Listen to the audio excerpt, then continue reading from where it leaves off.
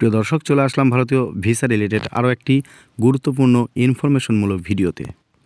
বন্ধুরা, ডিসেম্বরে চালু হওয়ার সম্ভাবনা রয়েছে ভারতীয় ট্যুরিস্ট ভিসা।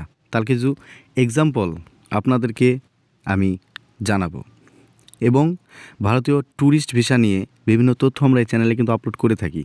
অবশ্যই আপনারা যারা নতুন তারা অবশ্যই চ্যানেলটিকে সাবস্ক্রাইব করবেন এবং পাশে থাকা বেল আইকনটি অলে ক্লিক করে রাখবেন। ডিসেম্বরে চালু হতে যাচ্ছে ভারতীয় ট্যুরিস্ট ভিসা। এটার কিন্তু বিশাল তথ্য আছে বা এটার কিন্তু বিশাল সম্ভাবনা আছে।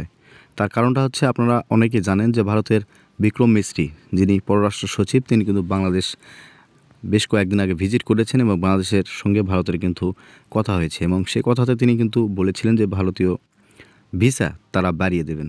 সেই তুলনায় কিন্তু তারা আগের থেকে অনেক বেশি ভারতীয় মেডিকেল ভিসা বাড়িয়ে দিয়েছেন এবং গত 2 দিন আগে কিন্তু ভারতের পররাষ্ট্রমন্ত্রী বলেছেন যে বাংলাদেশের সঙ্গে তারা একটি সুসম্পর্ক করতে চায়। তার মানে তারা হয়তো ভিসাটা খুব দ্রুতই কিন্তু আমাদেরকে চালু করে দেবেন, এই আশায় আমরা কিন্তু করছি। সব দিকে কিন্তু আমরা পজিটিভ সিগন্যাল বা পজিটিভ রিপোর্ট কিন্তু আমাদের আসছে।